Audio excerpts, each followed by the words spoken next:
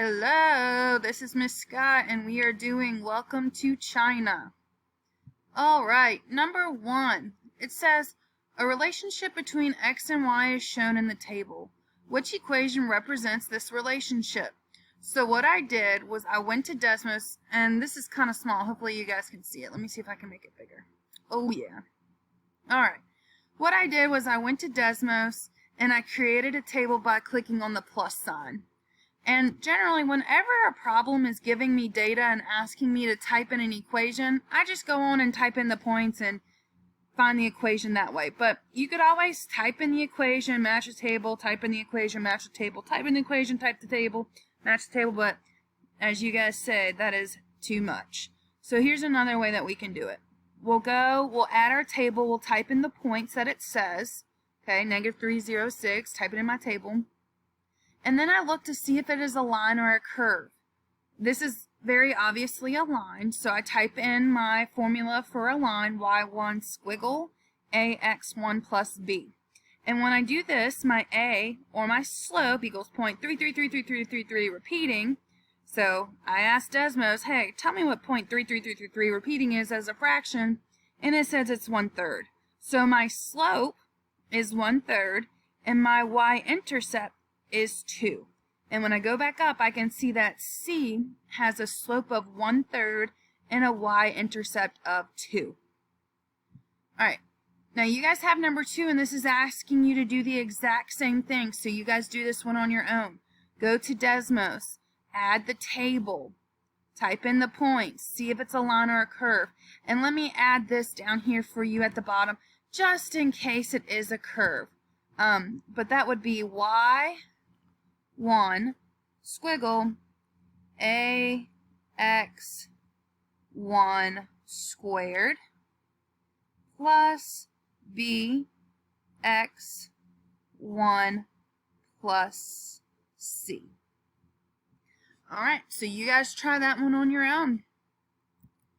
Number 3. Number 3 says the relationship between x and y is shown in the table. To find y, ...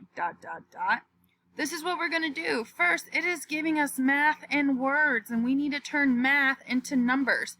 So double x and add 3. Doubling something, we put a 2 in front of it, so that's going to be 2x plus 3. Half x and add 3 is going to be half x plus 3. Double x, we know double means to multiply by 2, so 2x and subtract 1. And D, I made a mistake here, says half x, so I need to make sure I add my x in there, half x, subtract 1. You guys can go, just like number 1 and 2,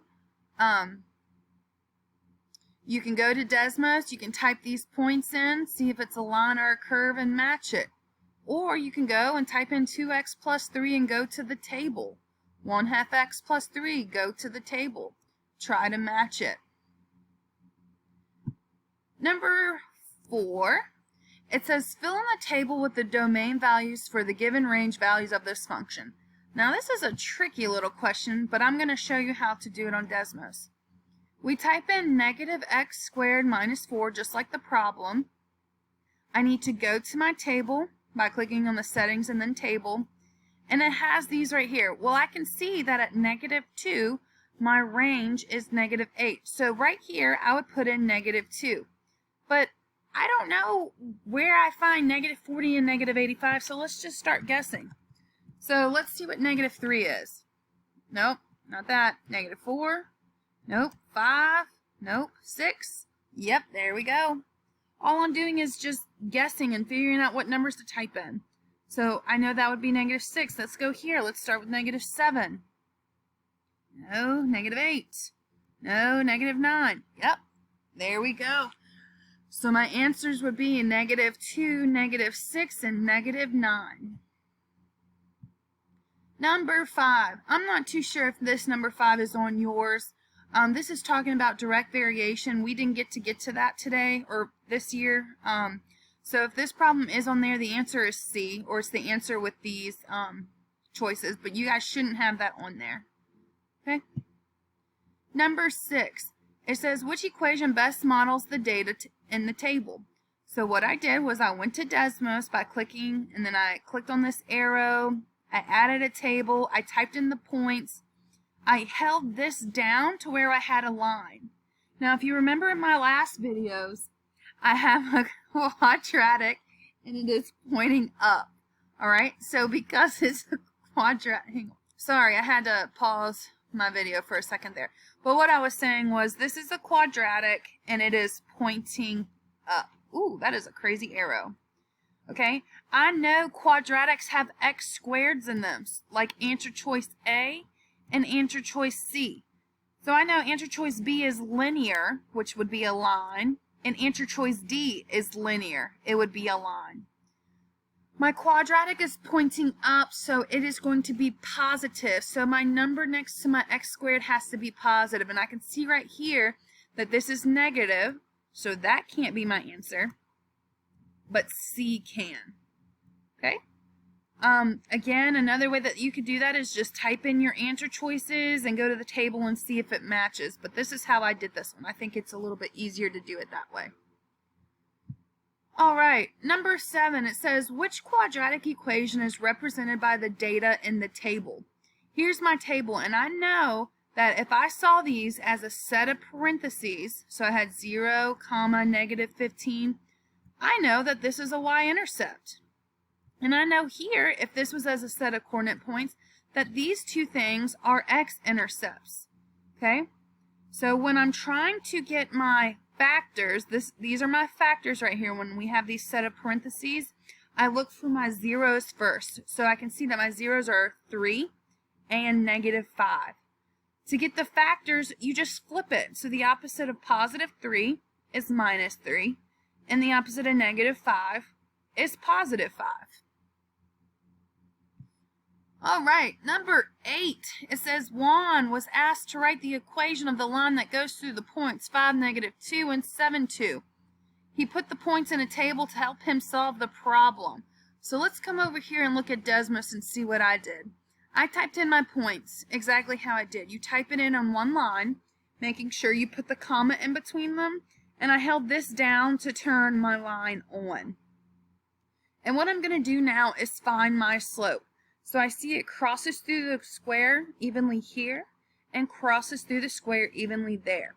So I go up 1, 2, over 1, up 2, over 1. So I have a slope of 2. This has a slope of 1, so I know that's not my answer.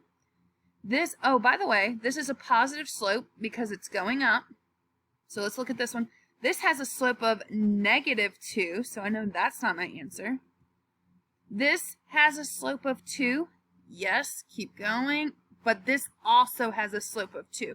So there's two ways I could do this. I could say y equals 2x plus b. And then I'm going to add my slider for b and get it to go across this line.